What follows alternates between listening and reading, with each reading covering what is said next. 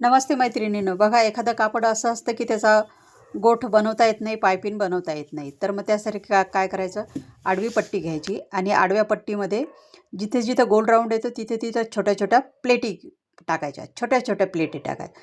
जिथं गोल राऊंड आहे तिथंच प्लेटी टाकायच्या फक्त. आणि त्याच्यानंतर मग जिथं गोल राऊंड आहे तिथं छोटे छोटे कट मारायचे. जिथं आपण गोल राऊंड येतो तिथं ती छोटे छोटे कट मारायचे. आणि नंतर त्याला दाब टीप देऊन शिलाई मारून घ्यायची. आणि त्याच्यावर डबल दाब टीप द्या. आता ही सिंगल दाब टीप देत आहे मी. त्याच्यानंतर परत मग सरळ बाजू करून त्याला 2 टिपा मारायच्या.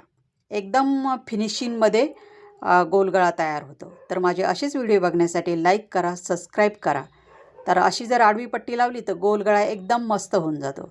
तर गोट लावण्याची गरज सुद्धा राहत नाही. तर बघा किती छान झालेला आहे गोलगळा. तर लाईक करा, सबस्क्राईब करा. चला भेटू पुढच्या